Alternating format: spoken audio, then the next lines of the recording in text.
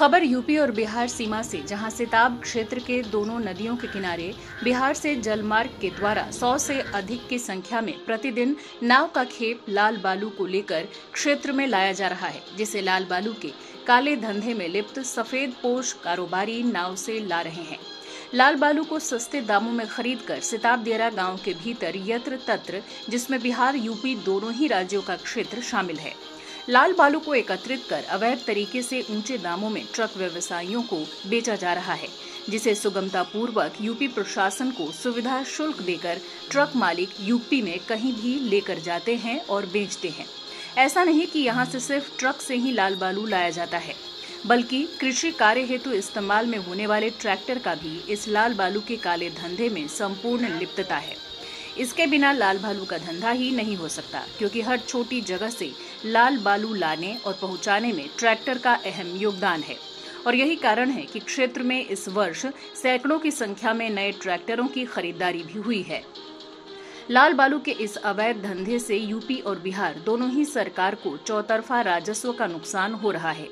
एक और खनन विभाग को राजस्व की क्षति हो रही है, तो दूसरी तरफ परिवहन विभाग को भी राजस्व का नुकसान हो रहा है, क्योंकि बिहार सीमा बिना पार किए सिताब दियारा में लाल बालू सुविधानुसार बिना चालान और बिना परमिट कटाए मिल रहा है। लाल बालू के अवैध कारोबार करने वाले दबंगों से पूरे क्षेत्र की जनता परेशान है। कोई भी क्षेत्रीय जनता इन कारोबारियों से पंगा नहीं ले सकती, क्योंकि प्रशासन को अपना कारोबार चलाने के लिए सुविधा शुल्क देने के कारण अप्रत्यक्ष रूप से प्रशासन भी इनका साथ दे रही है।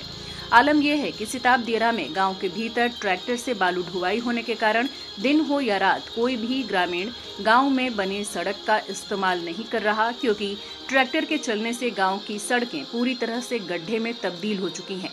इसके साथ ही नए ट्रैक्टर पर चालक के अभाव से अवयस्क चालकों के द्वारा तेज गति में ट्रैक्टर चलाया जा रहा है, जिससे भयभीत ग्रामीण गांव की पगडंडी पर चलने को मजबूर हैं।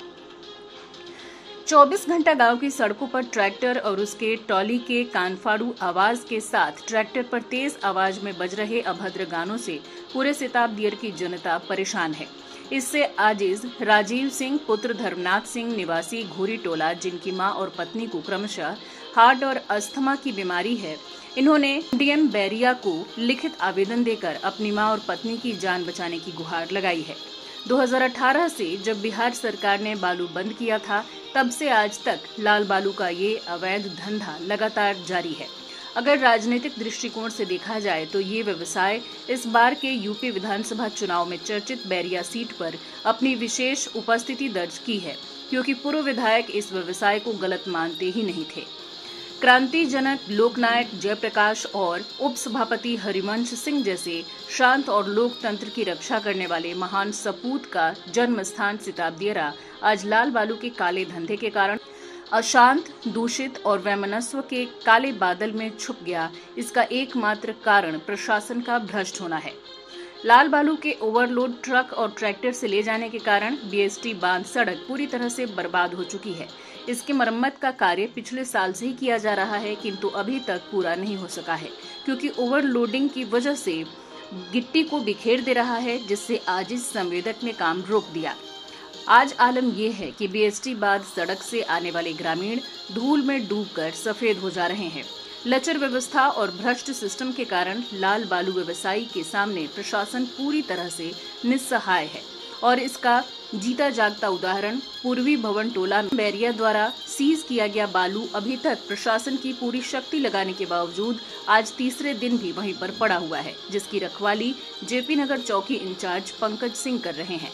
छपरा से संजय कुमार पांडे की रिपोर्ट।